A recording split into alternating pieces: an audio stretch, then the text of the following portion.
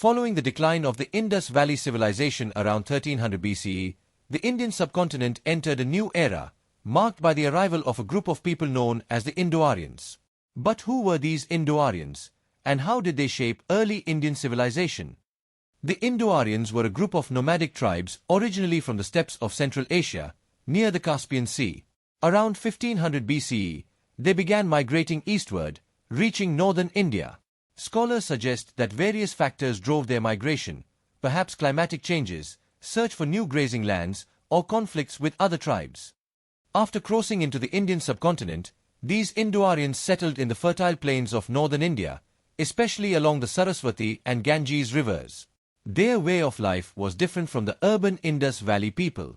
The Indo-Aryans were primarily pastoralists, relying heavily on cattle herding and simple farming. At first, their lifestyle was rural and nomadic, centered around small tribes.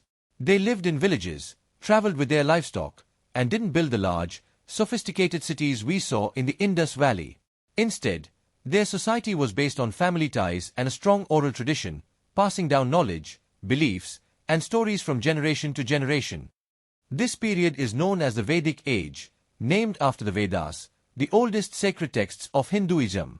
The Vedas were composed in Sanskrit, an ancient language brought by the Indo-Aryans. The Rig Veda, the first of these texts, was created during this time, containing hymns, prayers, and philosophical ideas that would deeply influence Indian culture. As generations passed, the Indo-Aryans gradually moved from nomadic to more settled life. Small tribes began forming janpadas, early regions or communities with shared culture and leadership. Society began to take shape, and the early ideas of varna, or social order, emerged, creating a structure that divided society into different roles, such as priests, warriors, and farmers.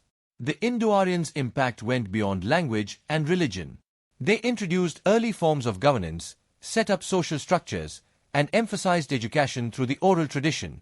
Their influence can still be seen in the cultural and linguistic roots of India today. The Indo-Aryans' transition from a rural lifestyle to urban settlements was a gradual process.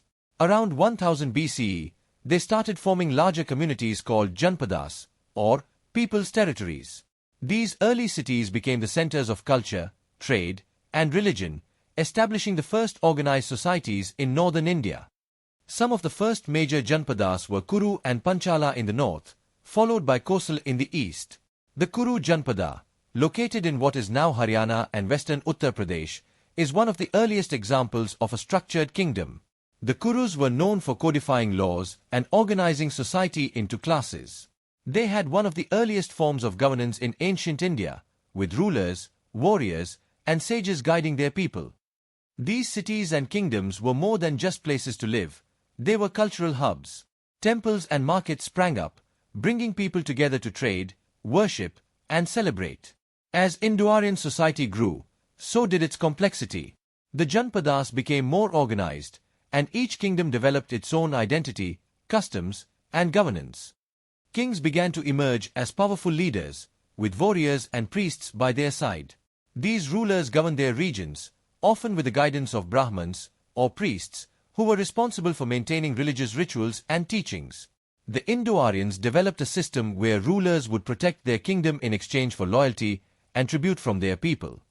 By 600 BCE, these small janpadas had grown into larger, more influential kingdoms, known as the Mahajanapdas, the Great Realms. 16 of these powerful states would come to dominate northern India, including Magad, Kosala, and Vatsa.